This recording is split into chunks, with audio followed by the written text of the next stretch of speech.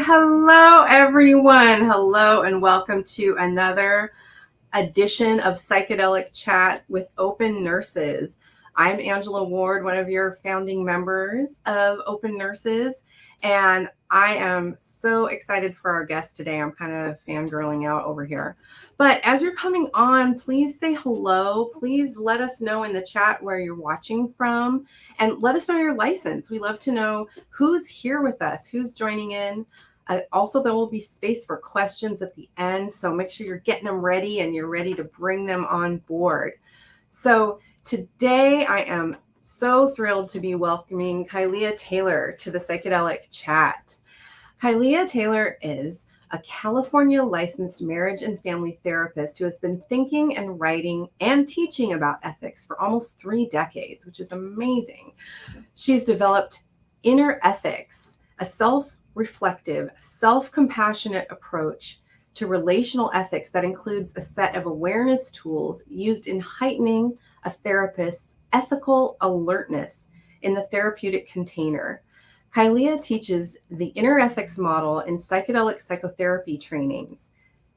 She started studying with Stanislav Grof and Christina Grof in 1984 and was certified by them as a holotropic breathwork practitioner in 1990. She worked with Stan Grof and Tav Sparks as a senior trainer in the Grof Transpersonal Trainings throughout the 1990s and worked for 9 years in a residential substance abuse recovery program where she managed a women's program and facilitated holotropic breathwork. That sounds so amazing for recovery. Wow. She's the author of The Ethics of Caring. I hope this is the right way around. Finding Right Relationship with Clients, The Breathwork Experience, Considering Holotropic Breathwork, and is the editor of Exploring Holotropic Breathwork. You can find out more at innerethics.com. And please welcome everyone, Kylea Taylor, to the screen here. Hello, Kylea. So wonderful to see Angela. you. Thank you so much. I'm kind of fangirling out a little bit because you can see I have my dog-eared and highlighted book, and I just want to say it has meant so much to me in my own practice. Such a wonderful framework to work within psychedelic assisted therapy. So thank you for being here. It's so nice to see my book with all those little tabs on it. Who all has it in the audience? You guys should definitely buy it right now. Let's start at the beginning. What brought you to this work? Your interest in all of these realms, and how does it dovetail into psychedelic work? Yeah, well, I was dabbling when I was in the 60s with psychedelics, but not in the therapeutic sense. And I first started studying with Stan and Christina Grof at Esalen in 1984. And then when they started their first training, I wanted to sign up because I wanted training, but I really wanted community of other people who understood spiritual emergence and consciousness development and all those things. So I joined the training, and then it was a 3-year program. And when that was over, I started working in the Grof Transpersonal Training with Stan. And I had the privilege of listening to him talk for hundreds and hundreds of hours, his lecture, but also hearing him answer all kinds of questions from the participants in the Grof Transpersonal Training. And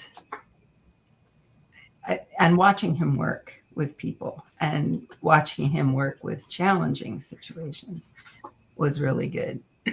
So I had the opportunity to really observe, because holotropic breathwork is done in groups with sitters and breathers, and then several facilitators wandering around the room and helping with what's happening, and a couple of trainers too. So I had the opportunity to watch thousands of sessions, observe them, and talk about them afterwards with staff. And that was amazing. But I noticed, this is where I get into ethics, I noticed that just very few people were getting into trouble when they went and did it on their own and back in their offices. They left the training and they did breath work with clients in their offices, and they had never been in ethical trouble before. So it was really interesting to me. I was just trying to figure out, why is this happening? Because all these people were licensed. So they had traditional ethics courses in order to get that license. So what I figured out was, all of this do's and don'ts are stored in the neocortex. Mm-hmm. And what gets triggered when we're triggered in our own process is the limbic brain and the lizard brain. And that happens really fast. And that's what was happening to a few people. So I realized that ethics was different when you're working with extraordinary states of consciousness. Thank you. Yeah. I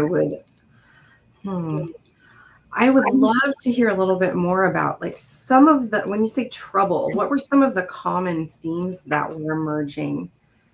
And why do you think these people that maybe had robust practices or a lot of like this neocortex driven practice were suddenly in a space where they were crossing boundaries? What were some of those? Well, I think there were a couple of reasons. One was that company is stronger than willpower. So if they were doing one-on-one sessions, it was more difficult for them to stay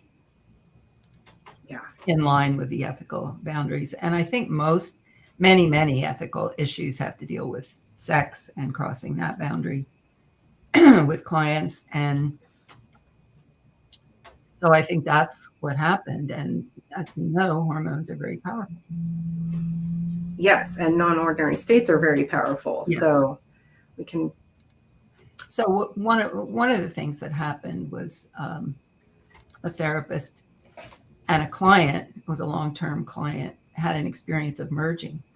So the therapist was not breathing, but she got what's kind of called a contact high in psychedelic underground.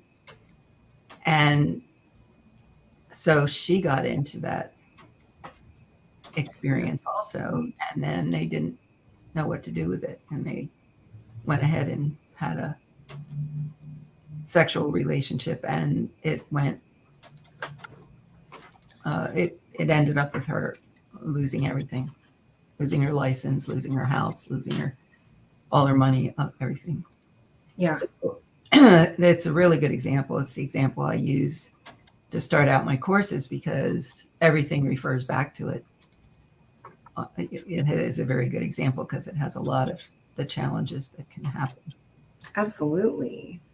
I think that's one of the things I've loved so much in reading your work, was really understanding the transference and countertransference that happens. And as a nurse, that's not a standard part of our training, but even in the nursing practice, our patients very much will do that. My background is as a labor and delivery nurse, and people will be like, oh, you remind me of my sister, so I feel safer with you. And it's so subtle, the ways that can operate, and the ways that boundaries can get a little blurry. And definitely those women are in expanded states.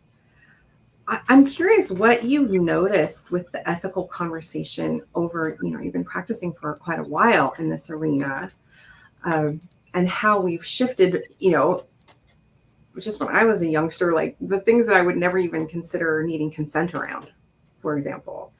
It seems like it's gotten more, as we get more awareness in the ways that harm can be perpetrated, there seems like there's more and more boundaries to notice. I think that's true. I think we're much more trauma informed as a culture than we were back when I was in the training. But the Grof training was really kind of elegantly designed to, we had a safe word stop. We didn't necessarily have the double consent, but if somebody in the session said stop, and we would remind them to say stop if it wasn't the right kind of touch that was happening. So we had that, and we also had a lot of informed consent in a way, because we had about an hour and a half of the informational talk, is what we called it. And so we talked about all the kinds of extraordinary states of experiences that are possible and the categories of those.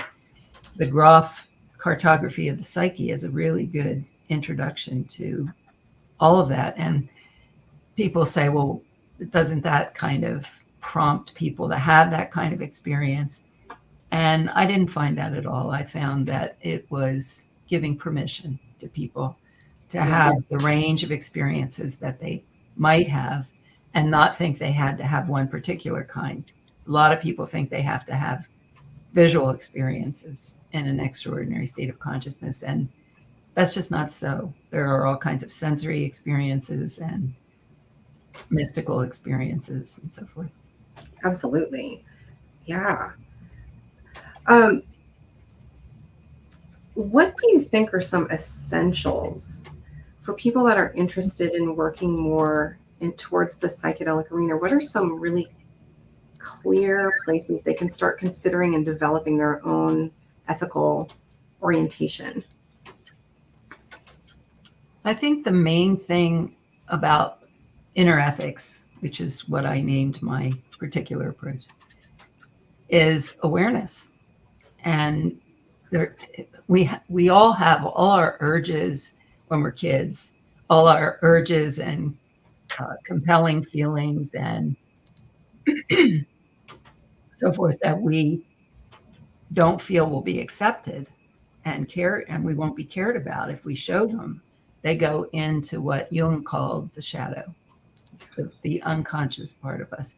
That's the limbic and the lizard brain place. Sometimes it's put there so that we don't have to be worried about doing something that might get us not cared for. So what happens in the really intense field of an extraordinary state of consciousness session, those kinds of things can come forward. Like our own inner healer or our own inner healing intelligence says, oh, maybe this is an opportunity. I'm in kind of a trance state myself, and this is an opportunity to get some awareness about this thing that's been on hold all these years. And it comes up. So what we have to learn is trigger management. And we learn that by having experiences in expanded states of consciousness. And also, one of the really good things about the Grof Transpersonal Training is that you get to be a sitter half of the time in that training. So you're sitting for one other person, and then in one session, and then you change roles, and you're the breather and they're the sitter. So you get the experience of having stuff come up for you while you're paying attention. And you kind of learn how to have a bimodal consciousness. Now, maybe nurses have developed that on their own because they had to, in hospitals or whatever, things come up, and it's pretty intense experiences in hospitals too. And I know that's not the only place that nurses work, but yeah, absolutely. Good example. Yeah. And it's really interesting how that you get in the field, right? There's like being in the energy, the soup of what's happening. And I definitely have been, as a birth worker, in those oxytocin loops around people. And it is like, whoa, we're starting to feel very shifted.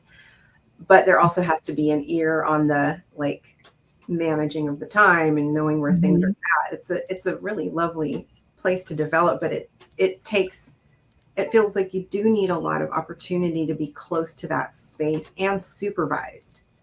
Yes. There's a really essential piece around that supervision or being with a skilled teacher of some kind. I think that's an important part. Doctors go through residency. I don't know if nurses do that too, but do they?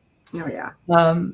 And I think we need something like that for psychedelic work because it's different. It's a different kind of thing. In the Grof Transpersonal Training, it's done in a group. So you have these facilitators and these trainers walking around. If you, once in a great while, somebody as a sitter would just roll over and not be able to be a sitter. And so there would be someone to take that position. But the other thing that happened from having all those people in witness roles is you develop your own witness role because you're conscious of the witness part of you and the witness part of them. And I think that's part of developing bimodal consciousness. I love that. I'm just writing notes furiously in the back of my book so I can be like, that one time. The bimodal recording. It's so, yeah. The bimodal consciousness is such an interesting place to work. What other ways do you suppose that we could practice that, developing that, besides Grof's trainings or? It's a really good question. I think nurses, as we said, are in intense situations a lot. And really tracking, just being conscious of tracking your own process. Okay, they're feeling this. I know they're in pain. What's happening with me? What's coming up for me? And then going back. And you can start to do it really, really quickly. And I know all your experienced nurses that are listening to this probably already have done that. But if you're having an intense discussion with somebody, track your reactions, track your judgments, track your attitudes, track your biases. And just the more you do it, it's like meditation. The more you do it, the better you get at it. Absolutely.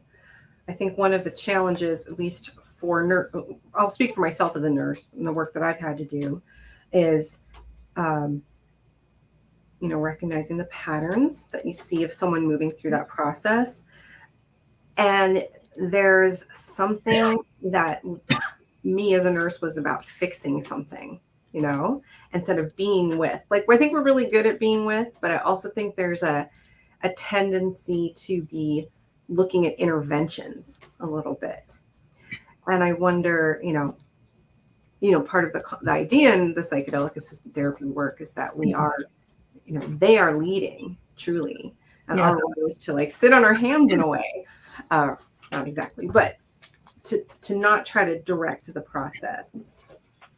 Well, I think nurses who have a nurse's license are probably have to unlearn things the least of any licensed professional.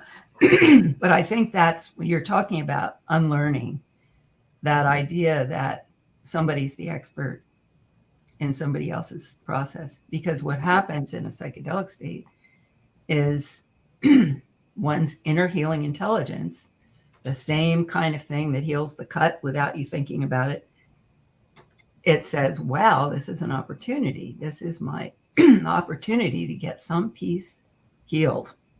So it brings it up.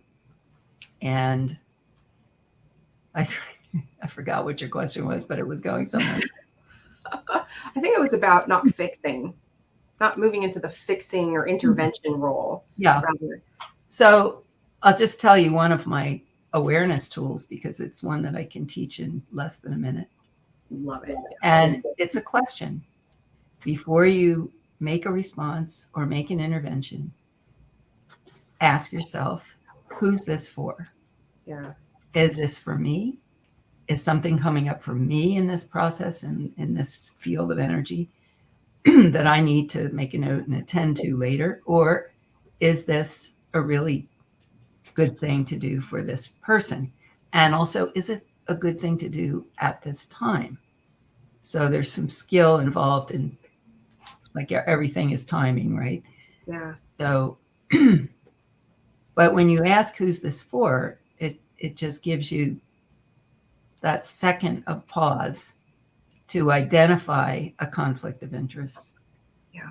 And is this a time when I really need to let the inner healer do its work? Because I think that's what we're doing with psychedelic work. And you probably have had people talking about the inner healer on this show before, but it's more like midwifery. It's like if it's a normal birth, the birth is happening and you're there to support it, catch the baby, have eye contact, whatever it is. But you're not there to Birth the baby. Deliver the baby. Yeah, absolutely. I think that's a really good point. I like those questions because it slows us down. And, for those of us that have worked in nursing in a more emergency settings, we have to go really fast. Yes. And I especially like this, even if it is yes, that it's for the client or whoever, that is now the right time. Yes. I think that's really important to kind of sit with. So you ask that if you want to tell a teaching story, if you want to ask a question, if you want to offer a Kleenex, any of those things. Mm-hmm. Or is it okay for me to talk to the other nurse who's right over here right now in the middle of the session, that kind of thing. So what is the client's best interest is the real question. Yeah. And I feel like, breaching our ethical relationship can be, sometimes very minor and can range all the way to some of these other money, sex, power type of situations. I wonder what you see as the difference between repair when there's been a rupture versus I maybe some type of like grooming or gaslighting, and how we can know that we're coming from the right place, or is an ethical repair required with clients? What are your thoughts about that? Yes. Well, the whole book that you held up is about right relationship and finding it, finding right. The subtitle is Finding Right Relationship to Clients. And there's many, many subtle examples in there that I talk about that help you think, oh, there's that one too. Yeah. But I don't know. I forgot again. Repairs. I think the best way is to first ask the "who's this for" question. Is it a good time to ask a question, and then ask if it is a good time to ask a question. Did this hit you the wrong way?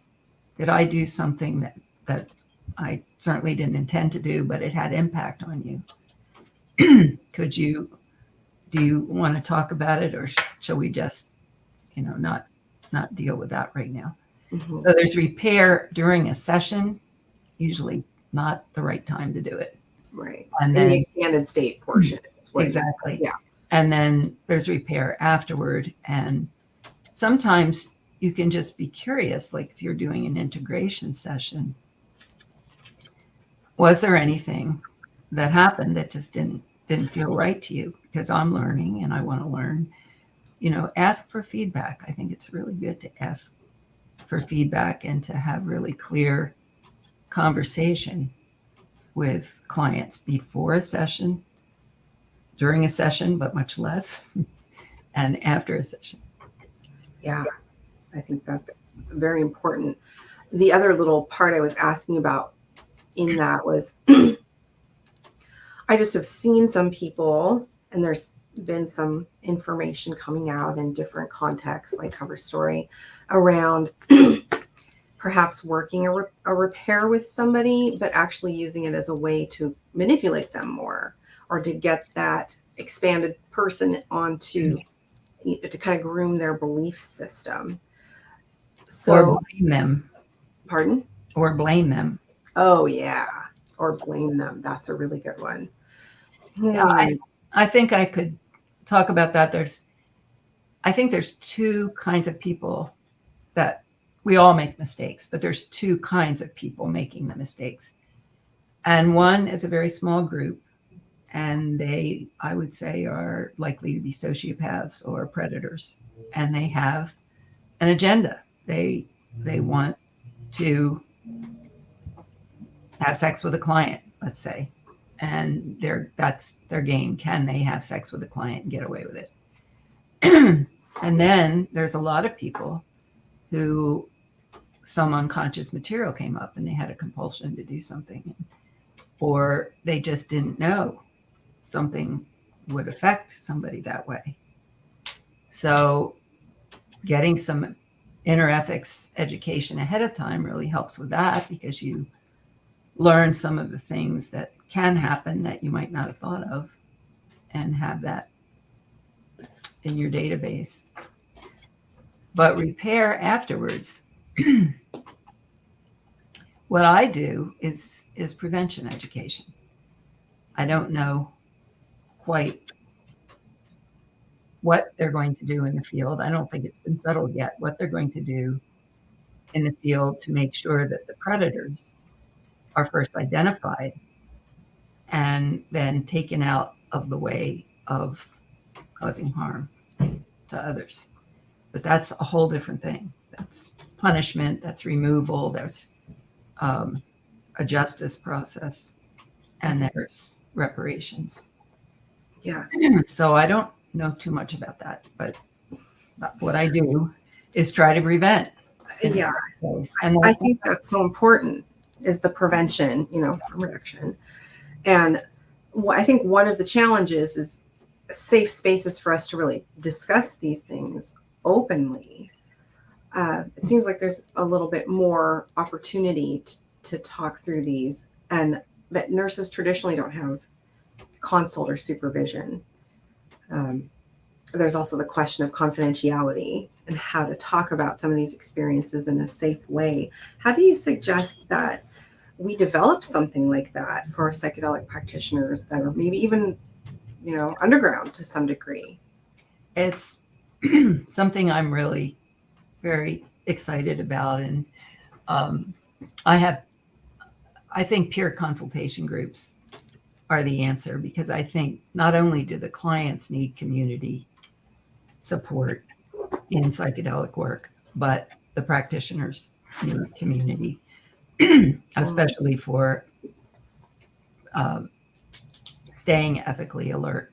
And the best way to stay ethically alert, I think, is peer consultation groups. So I developed a structure, the easy structure to learn, where you can use the other inner ethics awareness tools to work on what issue that you're bringing to that consultation group. So in the consultation group, there are 3 roles: presenter, facilitator, and consultant.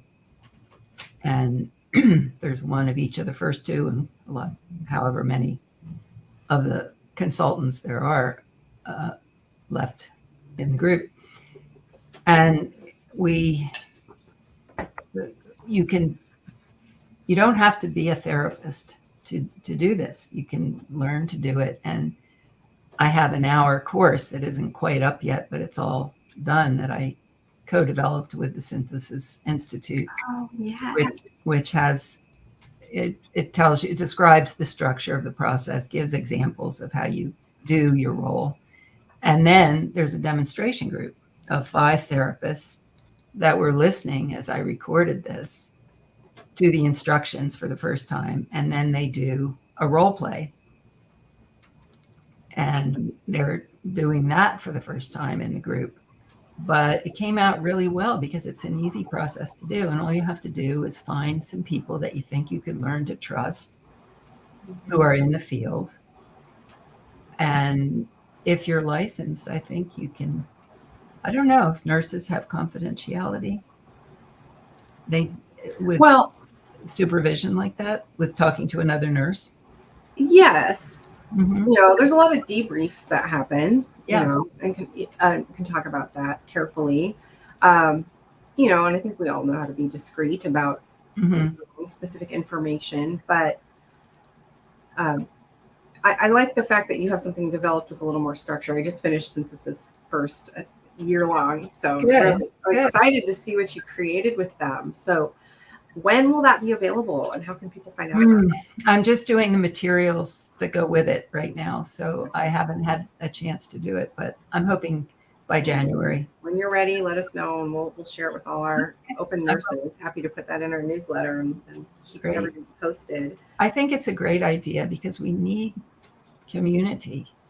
We're having deep, non-ordinary experiences in the process of doing this work, whether we have it in the session or whether we're having them as we get trained, or whether we're having them because of what happened in the session, in between sessions. And we need each other. It's not going to work otherwise. Absolutely. Yeah. I think that's really important.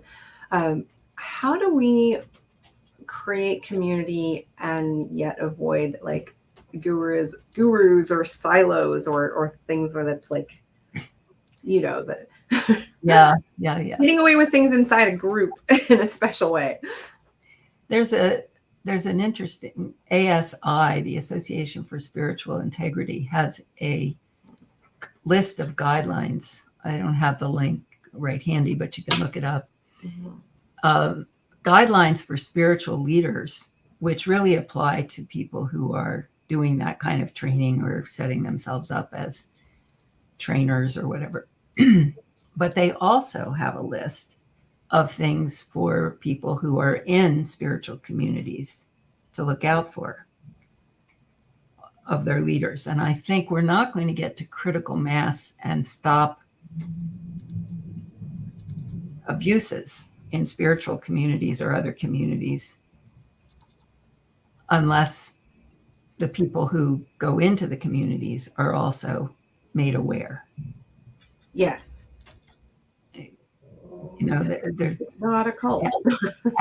absolute power corrupts, absolutely. And so we need to prevent that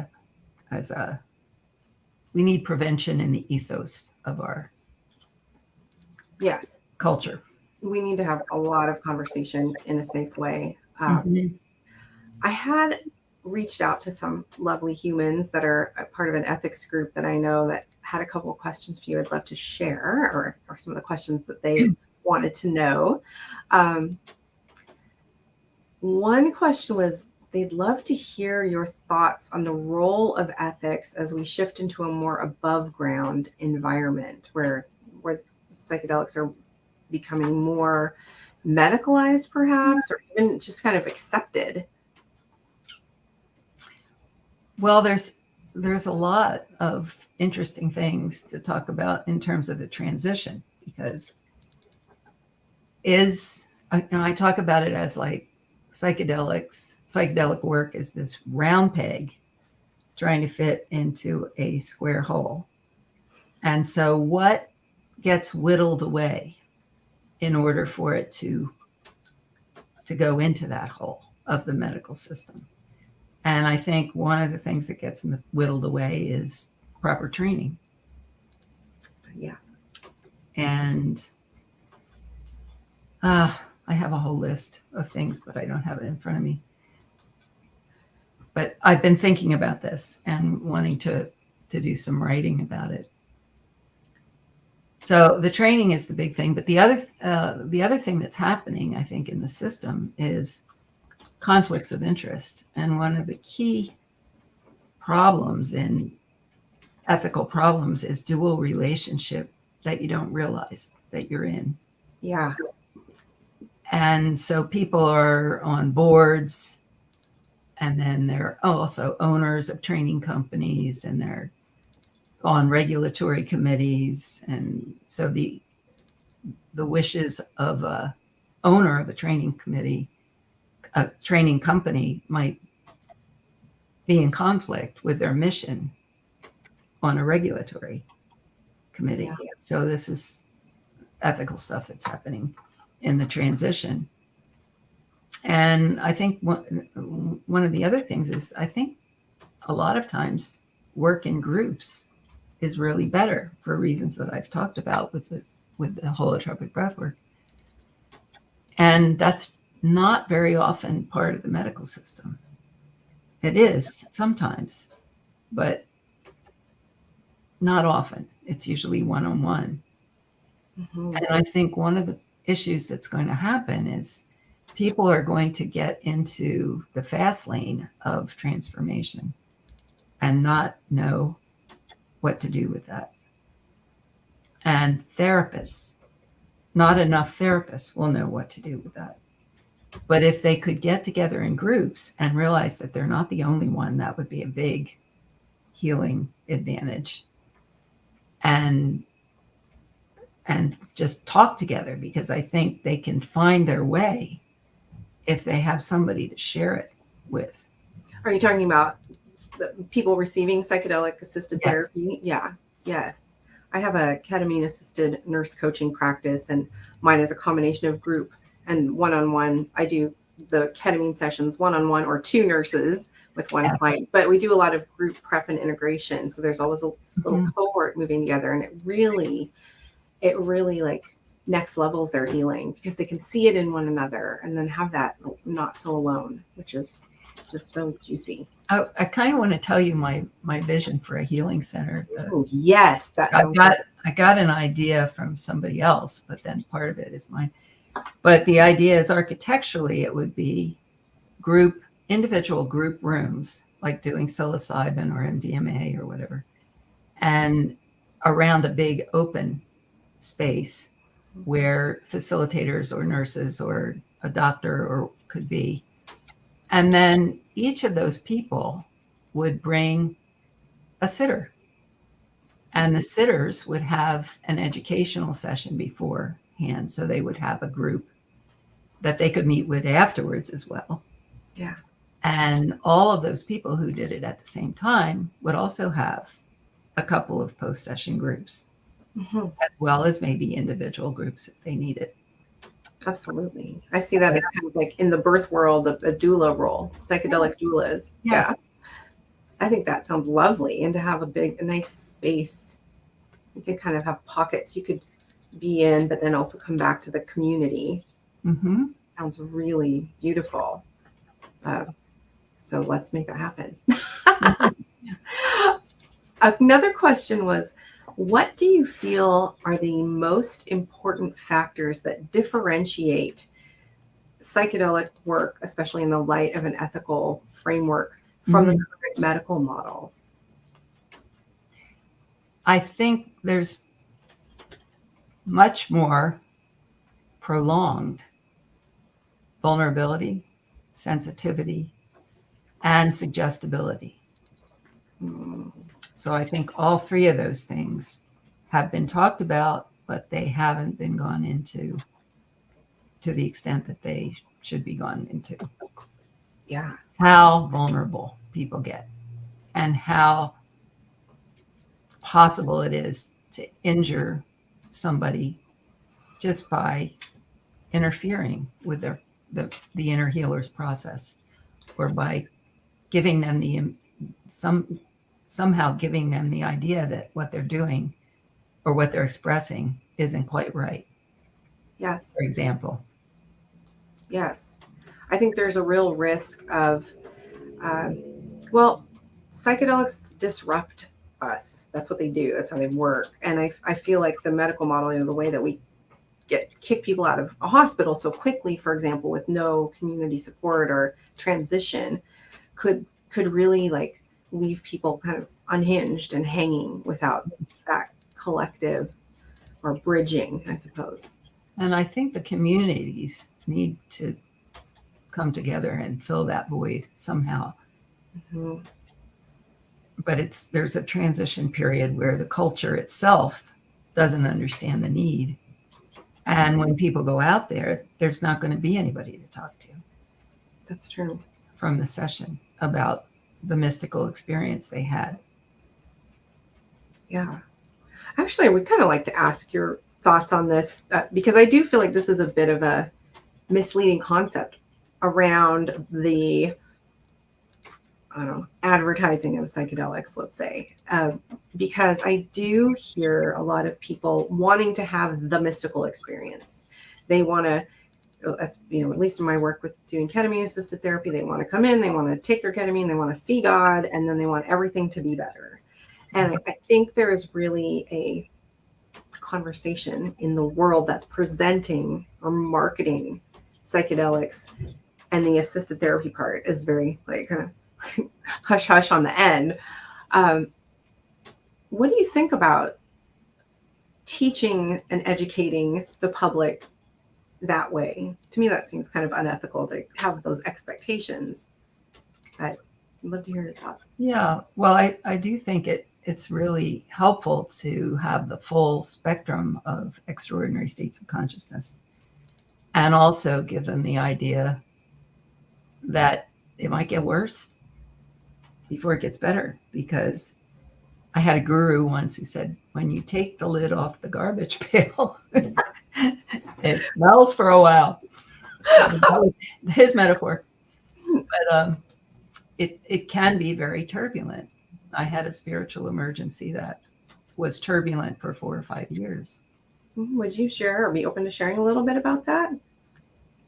The kind of spiritual emergency I had was what has been called a Kundalini opening. Mm-hmm. Mm-hmm. And it started, I took MDMA while it was still legal in a group setting. And it started there. Mm-hmm. And it was interesting. The first experience that I had, well, I took it, and the next thing I knew, I was hearing a baby crying. Mm-hmm. And it was a birth experience, and it was my birth experience. Wow.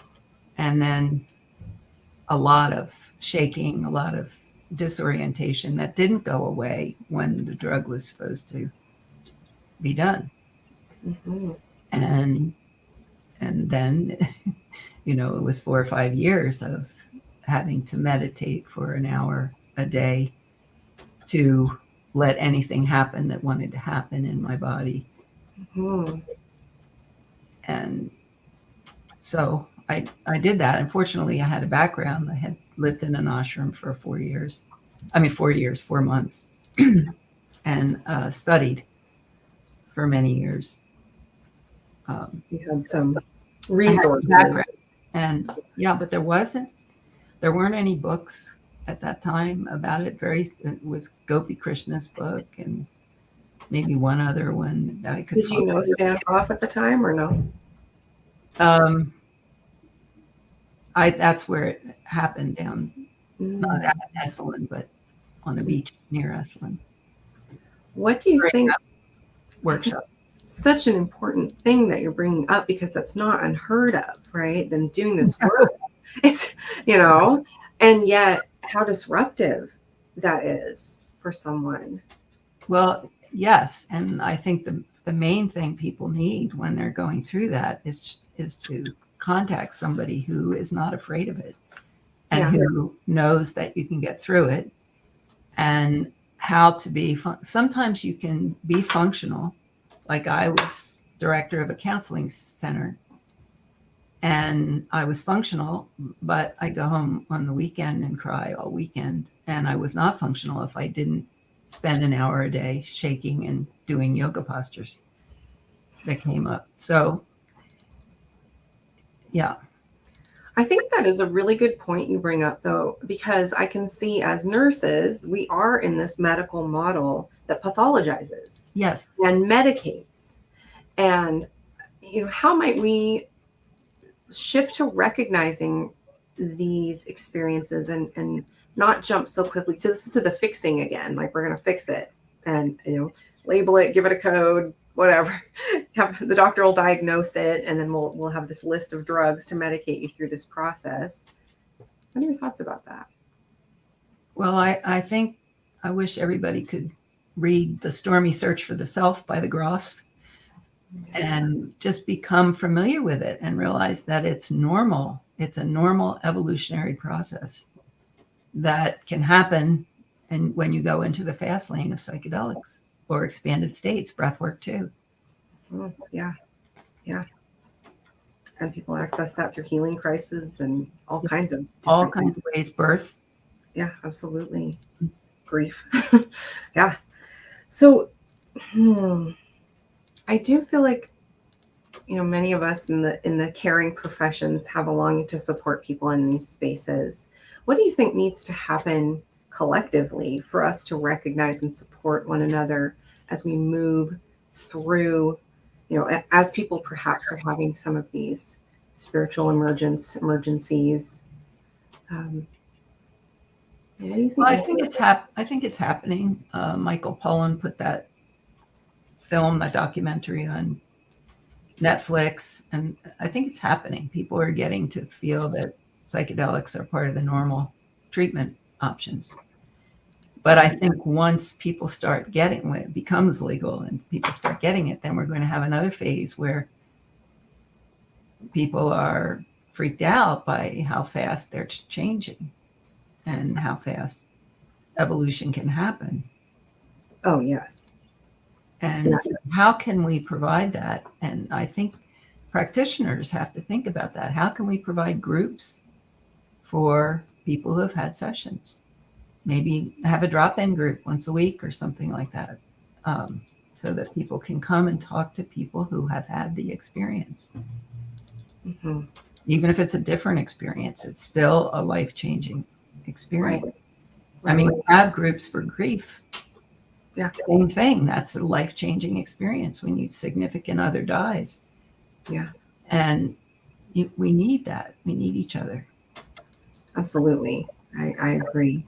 I'd like to just put a call out to our audience that if there's some questions, please post them in the chat. We would love to drop those in and hear what you have to say about some of those.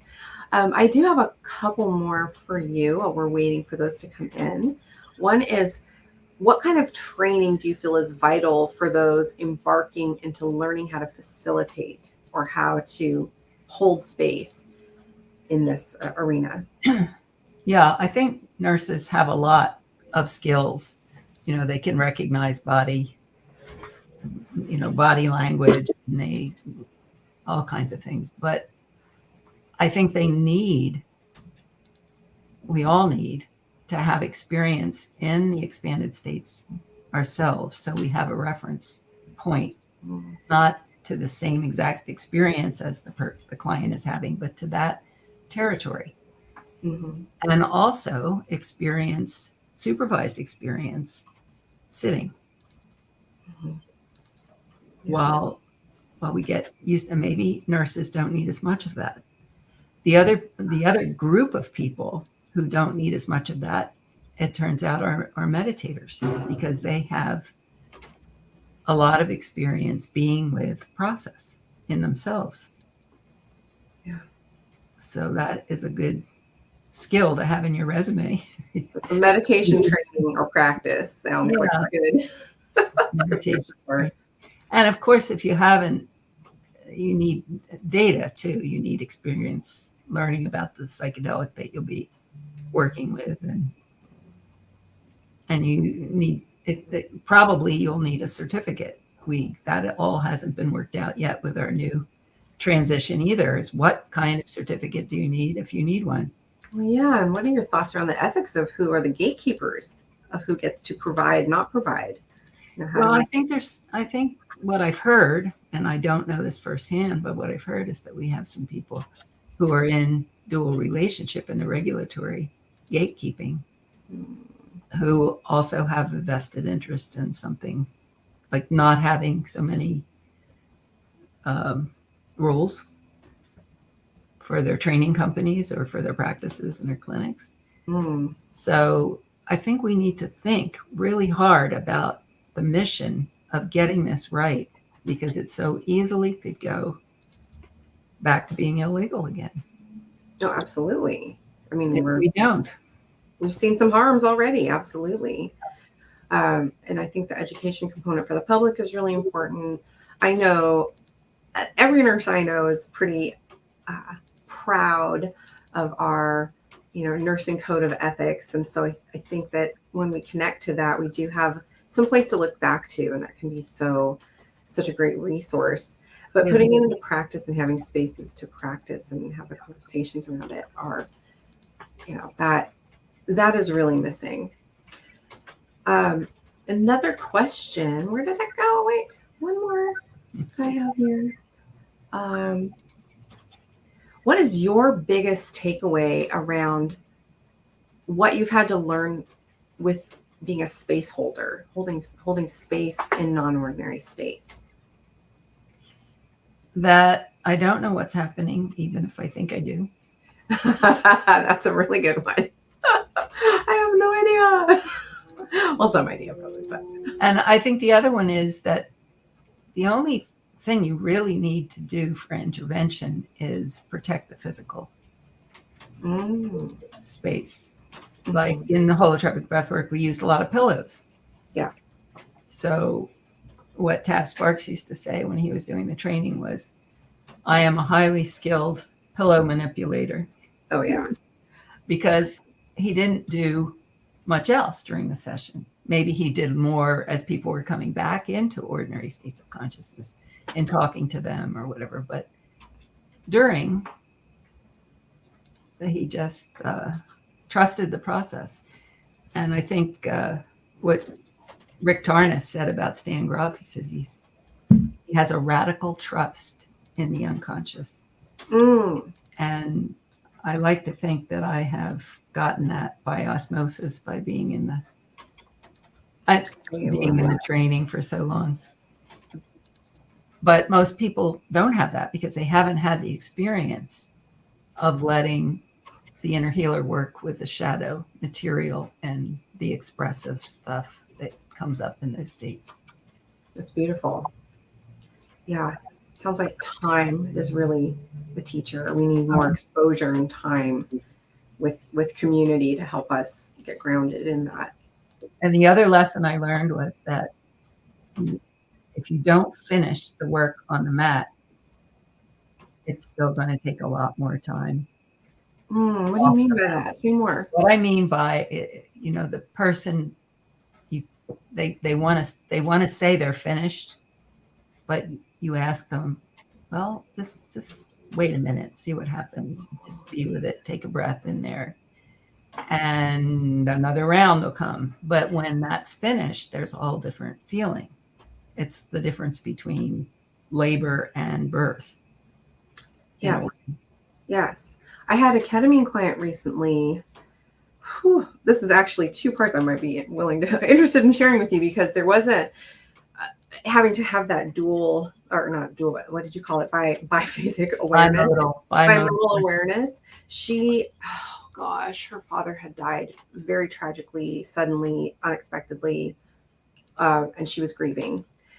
And in her very first ketamine session, he visited her and he was talking to her, and she was verbalizing what he was saying and how she was responding to him. And me and the other nurse that were with her, I mean, it just like swept us into her grief and heartbreak and the love. And I was just like, I started crying. The other nurse started crying. And I felt that edge. She and I talked about it afterwards, but that edge where I was about ready to go into my own, all of my loss and grief and like wail for that.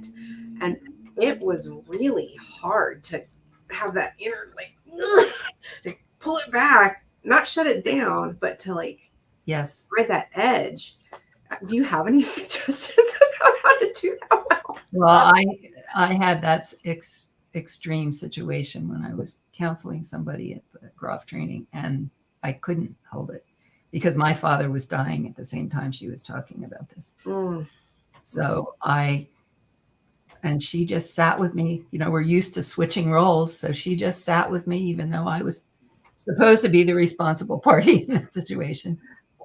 But, that's the only situation where I just couldn't. I just, rolled off. Swept into into my you. process. Yeah. Yeah. That sounds tough. And yeah, so I think part of being human, I suppose. Sometimes you can hold it and sometimes you can't. And you had another nurse there. Yes, there were two of us, and I'm really glad because, and she had the same experience of having to really hold back. It was big energy. It was big. But then, interestingly, you mentioned vulnerability and sensitivity. When this client was coming out of their experience, it was almost like this rubber band, whoop, like she snapped back in, and she insisted on being complete more than I think she actually was. And got up and left, and it was time to leave, but still just had packed herself together in a way. And I just wonder, I trust her process, and that's what she needed to do to get through it. But also, when you say inviting someone to settle in and go back with that. Yeah, if you see nurses are really good at seeing where people are. You could just suggest it. Say, sometimes I've seen people get a lot out of just sitting for a moment and being with it, whatever it is, even though it's uncomfortable. Yeah. Because you might not have the same support or the same amount of time to be with yourself when you go home. Yeah. So just see if you can talk them into it. Yeah. Just be with it. Yeah. I think that is worth it. And there's a whole other question about time. How much time? Oh, that's the other problem with the round peg in the square hole. Oh, totally. It looks like there's a question coming in. Maybe you can pull that up on the screen. There's two. How do you envision nurses in the future of psychedelic therapy and research? Have you thought about that before? Yes. Well, I think nurses can be in any role. I was thinking why they can be owners of training companies. They can be owners of clinics. They can be sitting for people.